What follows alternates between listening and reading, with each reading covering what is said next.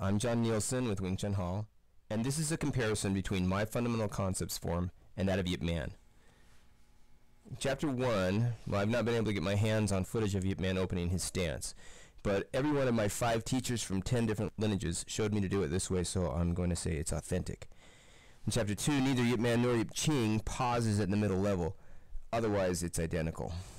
In Chapter 3, it's essentially the same. In Chapter 4, Yip Man does 3 fuxiaos on each side, whereas I do 2. Some of my teachers had me do 3, but Yip Ching told me to do 2, so that's what I do in my classes. I don't think this is a critical change. The point is that this part of the form is an exercise, and you can repeat it as many times as you please.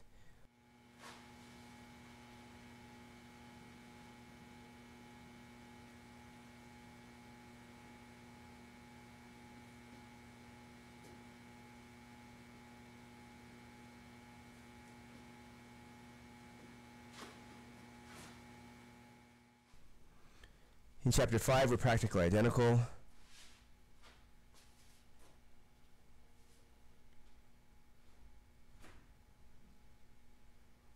Chapter 6, we're practically identical. Chapter 7, we're practically identical.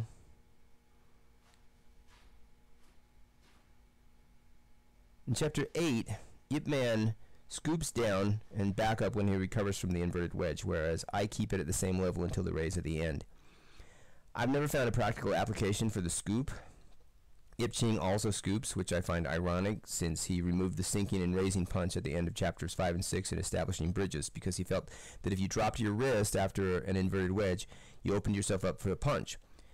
But he does that exact thing here in Fundamental Concepts.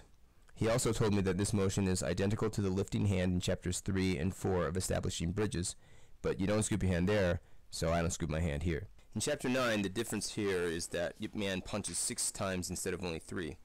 I believe the concept here is that you could punch as many times as you please and turn this or any movement from the form into a chain motion. The other difference is in the rhythm. Yip Ching introduced a rhythm where instead of counting 1, 2, 3, 4, 5, 6 in a steady rhythm, you count 1, 2, 3. With a gap after the first punch and then rapid succession for the second and third. Obviously you could do this sequence over and over again.